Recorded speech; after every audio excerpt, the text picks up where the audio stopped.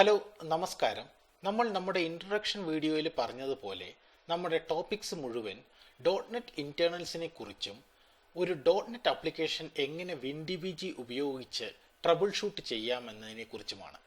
അപ്പോൾ ഇതിൻ്റെ ആദ്യത്തെ വീഡിയോ സെഷനായ ഒരു ടോപ്പിക് എടുക്കാം. ഒരു ഡോട്ട് ഒബ്ജക്റ്റിൻ്റെ ലേഔട്ട് എക്സ്പ്ലെയിൻ ചെയ്യുക.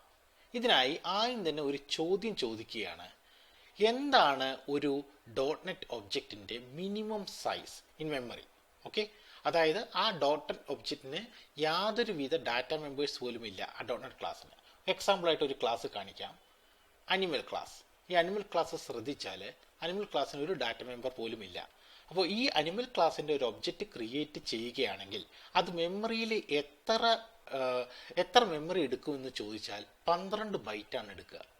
നമ്മൾ C++ൽ പഠിച്ചിട്ടുണ്ട്, ഒരു size of a object equal to the total size of the data members എന്നാണ്.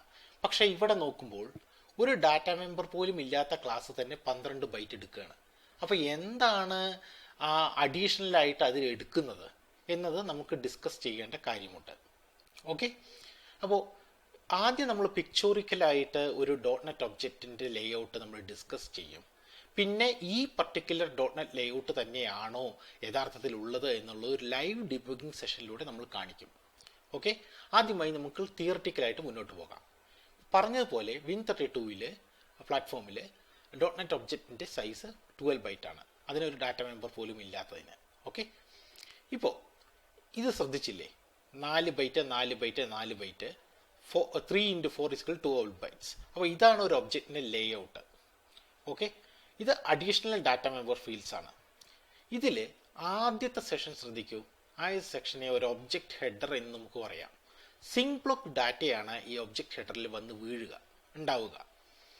ഈ സിങ്ക് ബ്ലോക്കിനെ കുറിച്ച് നമ്മൾക്ക് ത്രെഡിങ് സെഷൻസ് പഠിപ്പിക്കുമ്പോൾ കൂടുതൽ വ്യക്തമായിട്ട് കൂടുതൽ പറയാം. ഇപ്പോൾ തൽക്കാലം ഈ 4 ബൈറ്റാണ് ഒബ്ജക്റ്റിൻ്റെ ഹെഡർ എന്ന് പറയാം. ഈ ഒബ്ജക്റ്റ് ലേഔട്ടിലെ ഒബ്ജക്റ്റ് ഹെഡറാണ് ഈ ഫസ്റ്റ് ബ്ലോക്ക്. ഇനി രണ്ടാമത്തെ ബ്ലോക്ക് എന്താണ്? രണ്ടാമത്തെ ബ്ലോക്കിൽ ഒരു ഒബ്ജക്റ്റിൻ്റെ ലേഔട്ടിലത്തെ രണ്ടാമത്തെ ബ്ലോക്കിൽ അതിൻ്റെ ഓപ്പറേഷൻ മെറ്റാഡാറ്റയെ ബ്ലെൻഡ് ചെയ്ത് വെച്ചിരിക്കുകയാണ് dot design teams, right, object ലേഔട്ടിൽ.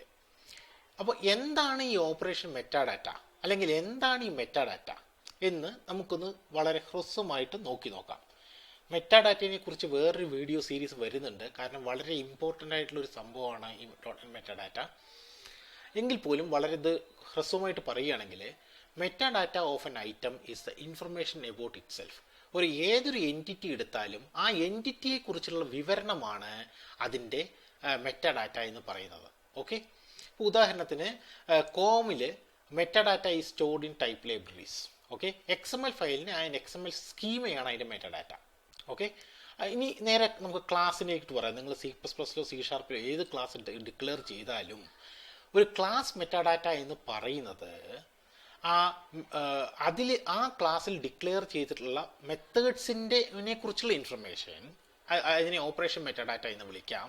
എന്ന് വെച്ചാൽ ആ മെത്തേഡിൻ്റെ സിഗ്നേച്ചർ, പാരാമീറ്റർ ഇൻഫർമേഷൻ, ആ പാരാമീറ്ററിൻ്റെ type information, whatever it is. Okay, അതിനെക്കുറിച്ചുള്ളത്. പിന്നെ ആ information about it data members, എത്ര ഡാറ്റ മെമ്പേഴ്സ് ഉണ്ട്, ഓരോ ഡാറ്റ മെമ്പേഴ്സിൻ്റെ ടൈപ്പ് എന്താണ് എന്നൊക്കെ, അതിനെ ഡിസൈൻ ടൈം മെറ്റാഡാറ്റ എന്ന് വിളിക്കാം. അപ്പോൾ operation metadata plus design time metadata equal to a class metadata എന്നാണല്ലോ. പക്ഷേ ഇവിടെ ഡോട്ട് വേറൊരു കാര്യം കൂടിയുണ്ട്.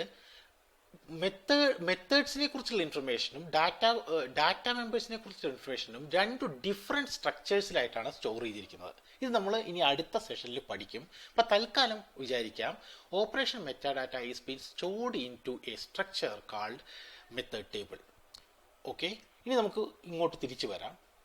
ഇവിടെ ഒരു ഒബ്ജക്റ്റ് ലേഔട്ടിൽ, ഒരു ക്ലാസിൻ്റെ ഒരു ഒബ്ജക്റ്റ് ലേഔട്ടിൽ ആ പർട്ടിക്കുലർ ക്ലാസിൻ്റെ മെത്തേഡ്സിനെ കുറിച്ചിട്ടുള്ള മെറ്റാഡാറ്റ സ്ട്രക്ചർ ആ ഒബ്ജക്റ്റ് ലേഔട്ടിൽ തന്നെ ബ്ലെൻഡ് ചെയ്ത് വെച്ചിട്ടുണ്ട്.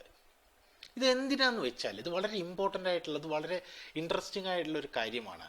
എന്തിനാണ് എല്ലാ ഒബ്ജക്റ്റിൻ്റെ ലേഔട്ടിലും ഈ ഓപ്പറേഷൻ മെറ്റാഡാറ്റ ബ്ലെൻഡ് ചെയ്ത് വെച്ചിരിക്കുന്നത്, എന്തുകൊണ്ട് ഡിസൈൻ മെറ്റാഡാറ്റ വെച്ചിട്ടില്ല എന്നൊക്കെ ചോദിച്ചു കഴിഞ്ഞാൽ നമുക്ക് കുറച്ചുകൂടി റിയലിസ്റ്റിക് ആയിട്ടുള്ള ഒരു എക്സാമ്പിൾ എടുക്കാം. ഓക്കെ, നമുക്ക് അറിയാം, നമുക്ക് മാഗി നൂഡിൽസ് അറിയാമല്ലോ. മാഗി നൂഡിൽസിൻ്റെ ഏത് പാക്കറ്റ് എടുത്താലും നമ്മൾ ആദ്യം കണ്ണെത്തുന്നത് എന്താ വെച്ചാൽ 2 minutes പ്രിപ്പറേഷൻ എന്ന് പറയുന്ന ഒരു ഇതിലേക്കാണ് നമ്മുടെ കണ്ണെത്തുക. എന്താണെന്ന് വെച്ചാൽ 2 മിനിറ്റിൽ അതിനെ ഓപ്പറേറ്റ് ചെയ്യാമെന്നുള്ള ഇൻഫർമേഷനാണ് അതിൽ എഴുതി വെച്ചിരിക്കുന്നത്. ഓക്കെ, ഓരോ പാക്കറ്റിലും ഓരോ പാക്കറ്റ് ഒരു ഒബ്ജക്റ്റുമായിട്ട് കൺസിഡർ ചെയ്താൽ ആ ഒബ്ജക്റ്റിൽ തന്നെ എഴുതി വെച്ചിട്ടുണ്ട് എങ്ങനെ ആ ഒബ്ജക്റ്റിനെ യൂസ് ചെയ്യണമെന്ന്. ഓക്കെ, മാഗി ഇൻട്രൊഡ്യൂസ് ചെയ്ത സമയത്ത് മാഗിയെ ഏറ്റവും കൂടി പ്രൊമോട്ട് ചെയ്ത ഒരു ക്യാരക്ടറായിരുന്നു. എന്ത് ഈസിയാണ് മാഗി ഉണ്ടാക്കാൻ, കാരണം എന്താ, അതിൻ്റെ ഓപ്പറേഷൻ അതിൻ്റെ കയ്യിൽ തന്നെയുണ്ട് എന്നുള്ള രീതിയിൽ. അതുപോലെ ഒരു ടി വി വാങ്ങുകയാണെങ്കിൽ അതിൻ്റെ മാനുവൽ നമ്മുടെ കയ്യിൽ കിട്ടും, ഓപ്പറേഷൻ മാനുവൽ, റൈറ്റ്?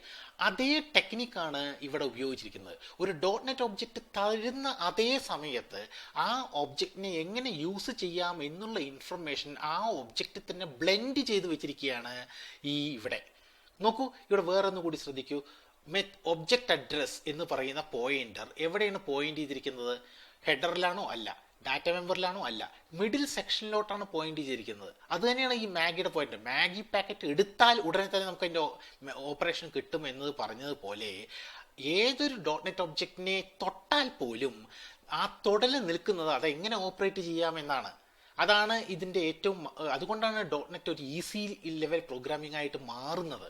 കാരണം എന്നെ യൂസ് ചെയ്യാമെന്ന് തന്നെ എനിക്കറിയാം. ഓക്കെ, അപ്പോൾ ഇനി നമ്മൾ ഇതിനെക്കുറിച്ച് കുറച്ചുകൂടി ഡീറ്റെയിൽഡ് ആയിട്ട് പറയും. പക്ഷേ ഇതിനെ ഞാൻ കുറച്ച് ഇപ്പോൾ എക്സ്പ്ലെയിൻ ചെയ്തതുള്ളൂ. അപ്പോൾ രണ്ടാമത്തെ block, memory block is for storing the method table അല്ലെങ്കിൽ ഓപ്പറേഷൻ മെറ്റാഡാറ്റ സ്റ്റോർ ചെയ്യാനുള്ളതാണ് ഒരു ഒബ്ജക്റ്റ് ലേഔട്ടിൽ.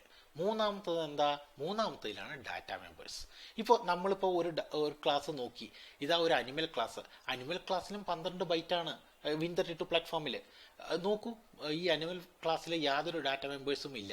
എങ്കിൽ പോലും 12 ബൈറ്റ് ആണ് എന്നാണ് പറയുന്നത്. അതിൻ്റെ അർത്ഥം ഡാറ്റ മെമ്പറിൽ there is no data member, ഇത് വാല്യൂ വേക്കൻ്റ് ആണ്, ഇവിടെ ഡാറ്റ ഇല്ല, പക്ഷേ ഇത് ഒഴിച്ചിട്ടിരിക്കുകയാണ്. ഇപ്പോൾ ഏതെങ്കിലും കൺസിഡർ ലൈക്ക് ടെയിൽ എന്ന് പറയുന്നത് ഇവിടെ ഡിക്ലെയർ ചെയ്തിട്ടുണ്ടെങ്കിലോ അനിമൽ ക്ലാസ്സിലുണ്ടെങ്കിലോ എങ്കിൽ എന്ത് സംഭവിക്കും? ഈ ഡാറ്റ മെമ്പറിൽ ടെയിലിൻ്റെ ഇൻഫർമേഷൻ വരും, അപ്പോഴും 12 ബൈറ്റ് ആവും. ഇനി 2 ഡാറ്റ മെമ്പർ ഉണ്ടെങ്കിലോ, അതായത് ലെഗ്സും ഉണ്ട് ടെയിലും ഉണ്ട്, 2 ഡാറ്റ മെമ്പർ ഇൻഫർമേഷൻ ഉണ്ടെങ്കിൽ അപ്പോഴാണ് അഡീഷണൽ ഡാറ്റ മെമ്പർ വരിക. അതായത് ടെയിൽ ഇവിടെ വരും, ലെഗ് ഇവിടെ വരും എന്നുള്ള രീതിയിൽ. അപ്പോൾ 16 ബൈറ്റ് ആവും ഈ ഒബ്ജക്റ്റിൻ്റെ സൈസ്. ഇങ്ങനെയാണ് ഒരു ഒബ്ജക്റ്റിൻ്റെ ലേഔട്ട് ബിൽഡ് ചെയ്ത് വെച്ചിരിക്കുന്നത്. കൂടുതൽ ഡാറ്റ മെമ്പേഴ്സ് വരുമ്പോൾ കൂടുതൽ മെമ്മറി സൈസ് വരും. അല്ലെങ്കിൽ by default it is 12 bytes. 12 byte ആവാൻ കാരണം അതിൽ 4 ബൈറ്റ് മാത്രമേ ഡാറ്റയ്ക്കുള്ളൂ.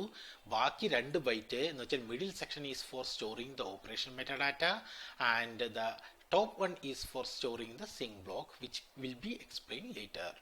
ഇനി ഇതേ സംഭവം നമ്മളിപ്പോൾ എന്താണോ പഠിച്ചത് ഇത് നമ്മൾ ഒരു ഡീബഗിങ് സെഷനിലൂടെ പോയി നോക്കും, ഇത് 12 ബൈറ്റ് ആണോ എന്നൊക്കെ. വേറൊരു കാര്യം കൂടി പറയാനുണ്ട്, നമ്മൾ ഡീബഗിങ് സെഷനിൽ പറയുന്നതാണ്. നോക്കൂ, ഒബ്ജക്റ്റ് അഡ്രസ്സ് എവിടെ പോയിന്റ് ചെയ്തിരിക്കുന്നത്? നമ്മൾ പറഞ്ഞു മെത്തേഡ് ടേബിളിലേക്കാണ് പോയിന്റ് ചെയ്തിരിക്കുന്നത്. അതായത് ഓക്കെ, അപ്പോൾ എനിക്കിപ്പോൾ സിങ്ക് ബ്ലോക്ക് ഇൻഡെക്സിൻ്റെ ഡാറ്റ എടുക്കണമെങ്കിൽ ഒബ്ജക്റ്റ് അഡ്രസ് -4 ബൈറ്റ് ആയിരിക്കും ഒബ്ജക്റ്റ് ഹെഡർ. അപ്പോൾ എന്തായിരിക്കും ഒരു ഡാറ്റ മെമ്പർ എടുക്കണമെങ്കിലോ? ഒബ്ജക്റ്റ് അഡ്രസ് +4 എന്നുള്ളതായിരിക്കും ആ ഡാറ്റയെ പോയിന്റ് ചെയ്തിരിക്കുന്ന അഡ്രസ്സ്, അല്ലേ? അപ്പോൾ ഇത് ഓർമ്മിച്ച് വെച്ചോളൂ. ഇത് നമ്മൾ ഡീബഗിങ് ചെയ്യുമ്പോൾ ഇത് നമുക്ക് യൂസ്ഫുൾ ആകും. നമ്മൾ എന്താണ് ഡീബഗിങ് ചെയ്യാൻ പോകുന്നത്? നമ്മൾ ഈ ഒരു അനിമൽ ക്ലാസ്സിൻ്റെ ഒരു ഒബ്ജക്റ്റ് ഉണ്ടാക്കും. അറിയാം നമുക്ക് there is no data members. എന്നിട്ട് അതിൻ്റെ സൈസ് നോക്കും, 12 ബൈറ്റ് ആയിരിക്കും. നമ്മളിപ്പോൾ തിയറിറ്റിക്കലി പറഞ്ഞത് തന്നെയല്ലേ, അല്ലേ? പിന്നെ നമ്മൾ ടൈഗർ ക്ലാസ് ഉണ്ടാക്കും. ടൈഗർ ക്ലാസ്സിൻ്റെ ഡാറ്റ മെമ്പർ എത്രയുണ്ട്? 2 ഉണ്ട്. അതിനർത്ഥം എന്താ? ഡിഫോൾട്ടായിട്ട് ലെഗ്സ് എന്ന് വെച്ച് കഴിഞ്ഞാൽ അത് 12 ബൈറ്റിൽ തന്നെ ഇൻക്ലൂസീവ് ആവും. ടെയിൽ കൂടി അഡീഷണൽ ഡാറ്റ മെമ്പർ, അപ്പോൾ അഡീഷണൽ ഡാറ്റ മെമ്പർ കൂടി വരുമ്പോൾ വേറൊരു 4 bytes. So the size of this particular tiger class object will be 16, right?